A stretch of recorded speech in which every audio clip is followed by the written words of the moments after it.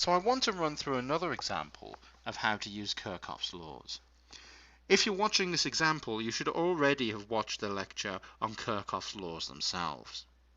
In many cases, students don't particularly like Kirchhoff's laws. It's not that the physics here is particularly difficult, but that the whole system reduces down to a mathematical problem. And that mathematical problem is just the solution of simultaneous equations. I will go through the complete solution here, but what I want you to really focus on is the direction of the currents, how to formulate your equations, and how to arrive at the two equations that need to be solved. If you ever have to do this in a position for a job or something else, you can spend all day poring over simultaneous equations. The physics is how do we determine the directions of our currents and our equations to begin with. So let's begin. Here we have a circuit, of course, and our EMFs here unfortunately are given as E's instead of the curly epsilon, so I'm going to do the same in my slides for this particular case.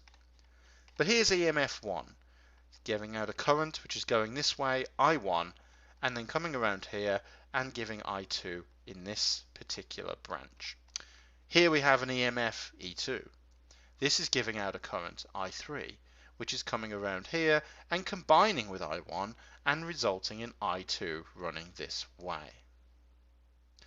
Now, what we want to do is really go through and say from Kirchhoff's laws that we have voltages in each of these resistors. Those resistors will have voltages of V equals IR, and we're given the values of these resistances. The key point here is which direction do I choose my loops? And this is always a source of confusion for many students. And I would say that I always go with the direction of the battery and sort things out later. People who are very experienced at solving Kirchhoff's laws can look at these circuits and reduce them down and choose the direction of their current loops in order to simplify their final equations and make their life easier when they get to solve the simultaneous equations. Unless you've looked at many examples and been doing this for a long time, that's quite a difficult skill to acquire. Still, I would say look at as many examples of Kirchhoff's laws, especially read through those in the book, and see if you can ask yourself why did they choose the directions of the loops they chose, and what would happen if they chose another direction. In most cases, it would just make your math a bit complicated.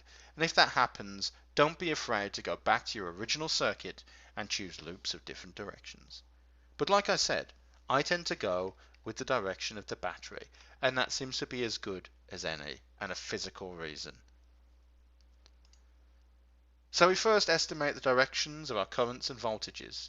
And like I said, if they're incorrect, we can always correct it later. If we end up with two negative values and a positive, that's just as valid as two positive values and a negative. And often ends up with a lot of confusion among students who are comparing answers after an exam when they got the wrong and different answers that weren't necessarily wrong, I should say. So let's formulate our equations for Kirchhoff's law using Kirchhoff's voltage law first of all, or KVL as it's been abbreviated to here. And this can be applied to any loop in our circuit. So let's go around these loops and look at the sum of all the EMFs and all the sum of the voltage drops. So the sum of all the EMFs should equal the sum of the voltage drops. So here's our EMF 1, and we're going to go through two voltage drops, R1 and R2. Here's E2 through two voltage drops, V2 and V3 for R1, R2 and R3 respectively. We're going this way for loop 2 in a counterclockwise direction, and this way for loop 1 in a clockwise direction. So applying Kirchhoff's voltage law to loop 1, we get E1, providing our current, is equal to V1, which is our voltage drop here, plus V2, our voltage drop here. E2 will be V3 plus V2. Goes through V3 first, V2 next.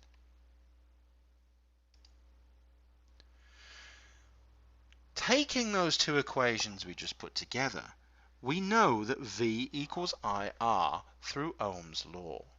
That means we can substitute this in to the equation, and what we can state is E1 now is I1R1 plus I2R2.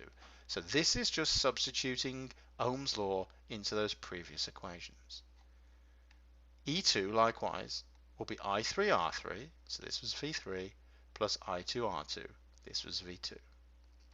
The common thing is both of these currents combine and go through the center of the circuit. So we end up with I2R2 in both of these equations. Now we have to try and solve this. One of the things we know are the values of the resistances. So here's the voltage, 10 volts for loop 1.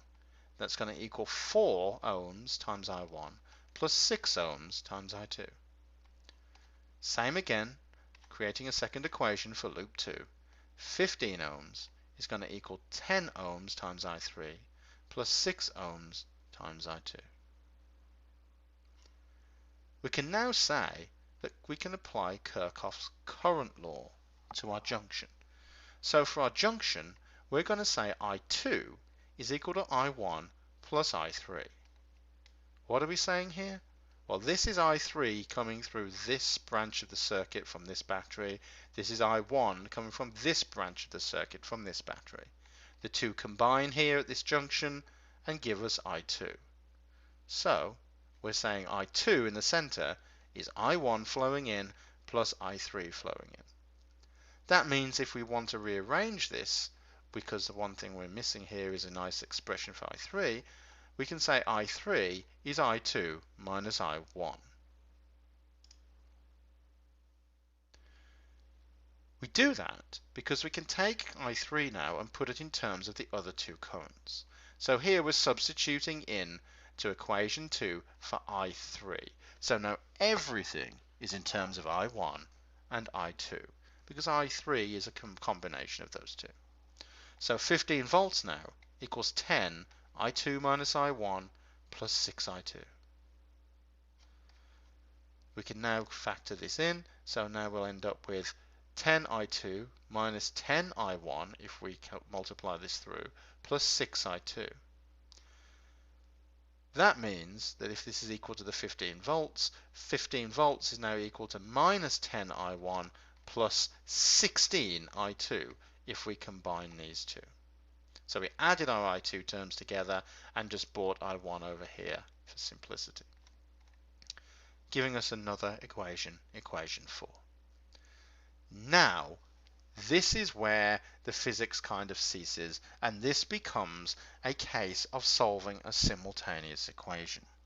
If you're rusty at this or unfamiliar with it, I would suggest finding a basic math book or math tutorial online that talks you through the methods of solving simultaneous equations. I don't really want to open that particular door and turn this into a simultaneous equation class. What we want to do now is solve for the values of our particular currents. And if we follow the standard method to solve for a simultaneous equation, what we want to do is put one of our factors into the same terms and eliminate it. So what we're going to do is multiply equation 1, our first equation, by 10 and equation 4 by 4. The reason we choose those values and the reason we do that is that if we multiply those equations, we're scaling them up and we're ending up with I1 being 40 for one case and negative 40 for the other.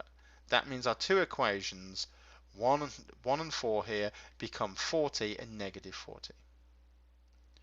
If we add now equation 5 to equation 6, what we'll get is 160 is equal to 60 plus the 24 here, 124 I2, and completely eliminate I1 in the process. If we've reduced this down now for 160 is equal to 124 I2, we can now rearrange and say I2 is 160 over 124. That'll give us 1.29 amps for I2. Once we have I2, we can go all the way back to equation 1 and substitute in. This will give us 10 volts is equal to 4 I1 plus 6 ohms times 1.29. Reducing this, 10 becomes 4I1 plus 7.74. So 10 minus 7.74 must then be equal to 4I1. This is 2.26 equals 4I1, so I must be 2.26 over I4, giving us 0.565 amps. Now we've got I2 and I1, and we said from the physics of the situation that the combination of I1 and I2 must have been I3. That means I3 is equal to 1.29 minus 0.565, giving us 0.725 amps. So that's how we really do this. And in this case, all the current values came out positive. That indicates the initial assumed directions of our current flow were correct. And there was a bit of a physics decision there. So we actually made the right assumption in this particular case.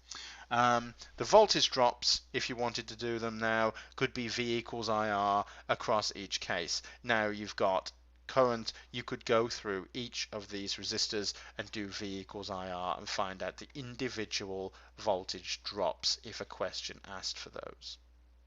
Now the confusion with these questions is not usually one of people not liking the physics. This should be quite nice to do in terms of looking at your voltage drops going around the loop. Usually people do not like looking at this particular case where they have to do a simultaneous equation.